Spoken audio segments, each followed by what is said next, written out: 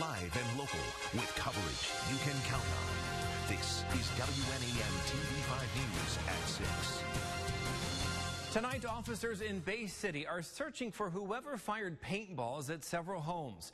Neighbors waking up this morning to find their homes covered in paint. Police say most of the incidents happened on the city's west side. TV5's James Felton joins us live at the police department tonight. And James, did any neighbors get a look at who may have actually done this? No, they did not, and that's why police say they need the community's help to solve this case.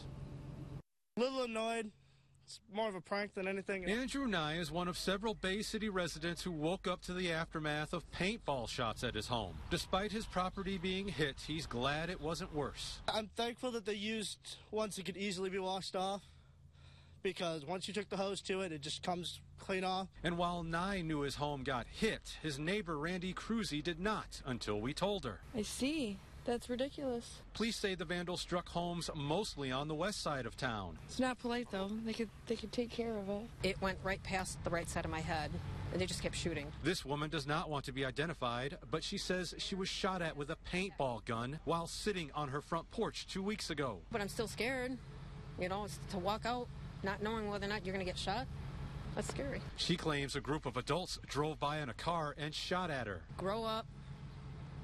Don't do it. Meanwhile, police say they don't know if the incident 2 weeks ago is connected with today's early morning vandalism. Investigators also say they don't have a description of the people who may have done this. Andrew Nye hopes whoever is firing rounds of paintballs goes somewhere else for target practice. There are places that you can go, there's places you can do this. It's a lot better than trying to do it in the middle of a neighborhood.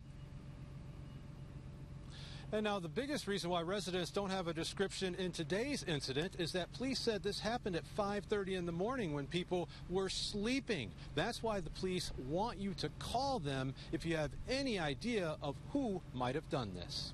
Reporting live and local here in Bay City, James Felton, WNEM TV5. All right, James, thank you. We'll keep you posted on any updates on air and on WNEM.com. Well, I'm in the First Warning 5 Weather Center now with Chief Meteorologist Brian Bachman. So another gorgeous day. It's Thursday, so is it too early to start talking about the weekend? It's never too early to start talking about the weekend, but the good news is that a lot of this weather, similar to what we saw out there today, is going to carry us into the weekend. Just a few of us might be hit with a couple of passing storms, but nothing that's going to ruin plans or anything along those lines. So very good news in that regard. Let's take a live look outside tonight. We'll head over to the I-75 corridor in Birch Run, where, as you can see, the sun's shining, a couple of clouds beginning to work their way in from the north and west, but no need to worry about any wet weather, so good driving conditions there. And actually looks like a little convoy of bikes getting off the highway there and moving on into Birch Run. Maybe they're headed over to Frankenmuth for the bikes, beer, and cash bash going on there this evening. Either way, wherever you're headed, things are looking good on the roads. First Warning 5 Sky Tracker showing things nice and dry, mostly just some high, thin cirrus clouds ducking their way southeastward across the region this evening, and it's leading to conditions just like these. A more summer-like feeling in the air tonight in Midland and Bay City, both in the low 80s right now, a mix of clouds and sunshine, and a very light and reasonable wind. In general, coming in around 5 to 10 miles per hour, but you can see the direction a little bit different there based on your proximity to the water. Also feeling pretty summer-like in Saginaw and Flint. Very pleasant mix of sun and clouds in both places, and temperatures also in the low 80s. So amid just about anything you could do outside this evening, if maybe your plans are for a bonfire. Going to be a great night for that. We'll be at around 70 degrees by the time we hit the 9 o'clock hour, partly cloudy and beautiful as that sun begins to set.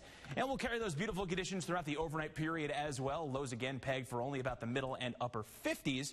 So we'll stay very comfortable, and maybe if you turn the air on during the day, you could probably give it a break and save a few bucks for tonight. We'll take a look at that weekend forecast coming up. Brian, thank you. A Flint man is facing more than a dozen charges after 11 pit bulls were saved from an alleged dogfighting ring. The Genesee County Sheriff tells us the dogs were found chained inside 2 different Flint homes. Now, the dogs had not been fed or given water for days. Bruce Clayton was arrested after he tried to retrieve the dogs from a shelter. Now, investigators say Clayton already has a lengthy criminal record. Now, here he is again, more dog fighting, more drugs, more money, and more violence that's attended to. And the dogs are the ones that suffer. The sheriff says the dogs are all being treated, and he hopes they can soon be adopted out. Well, specialists working throughout Bay County tonight to protect hundreds of trees from an invasive species. The emerald ash borer is a beetle that thrives on wood, and experts say the bugs have killed more than 30 million ash trees in Michigan alone. TV5's Jonathan Jackson shows us how treatment crews are protecting local ash trees from these harmful pests. More than 5 million ash trees like this one are either dead or dying across the state due to the emerald ash borer. The invasive beetle species from Asia infests and eats ash trees. Comparing it to a human, it would be like eating our blood vessels. Alicia Wallace is the coordinator for Bay County's gypsy moth suppression program. She's working to prevent Bay City's ash trees from disappearing. She says there are only about 3,500 of them left in the county, but explains they've hired tree experts to kill the ash borers. They do that by injecting a chemical directly into the base of the trees. And they're all publicly owned trees, and they're treated on a cyclical basis, so they're not all treated the same year, because the product that we use will actually protect the tree for 2 to 3 years, sometimes even up to 4 years. However, for those who have ash trees on their private property, it's recommended you check them before it's too late, because you may not notice the harm being done to your ash tree at first. However, it's what's underneath where the damage lies. You're looking for something called tree and shrub insect control. Wallace says if you can't hire professionals, you can still protect ash trees through over-the-counter products, most of which can kill up to 65% of emerald ash borers and prevent the birth of more from inside the tree. They'll continue to grow and thrive and be protected from the emerald ash borer.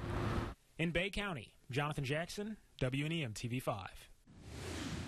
Well, festival season is in full swing here in mid-Michigan. Tonight is the start of the Family Fun Fest in Grand Blanc. All weekend long, there'll be tons of events and attractions for both kids and parents. TV5's Rachel McCrary joins us there live tonight with more on all that fun. Hi, Rachel. That's right, David. A lot of new this year at Family Fun Fest in Grand Blanc, and a lot of families are already showing up, strolling in to have some fun. Now, there's a petting zoo, there's a lot more rides, there's even alligators this year, so you definitely have to come check that exhibit out. And I also want to talk to the organizer and the president of the Chamber of Commerce in Grand Blanc. So tell us a little bit, Jet Kilmer, about what's going on this weekend.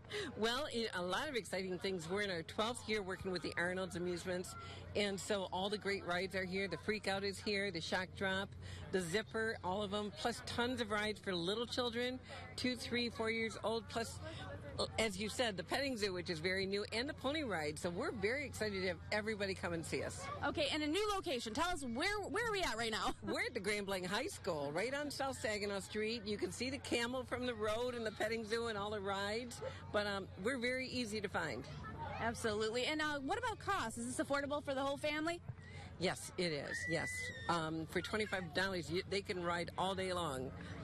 All right. Well, we'll certainly have to come back out here. It'll be a lot of fun. Over 40,000 people are expected to show up for this festival, so make sure you are one of them. Right now, reporting in Grand Blanc, Rachel McCrary, WNEM-TV5. It looks like a good time. Rachel, thank you. State lawmakers working on major changes to improve school security. The bills that could change the way our schools are built and renovated. That's coming up. And if you have a tough question you'd like us to investigate, call our 989 or 810 numbers to weigh in. You can also send an email or get a hold of us on Facebook. You're watching TV5 News at 6, serving Auburn, Otisville, Linden, and your hometown too. It's coverage you can count on.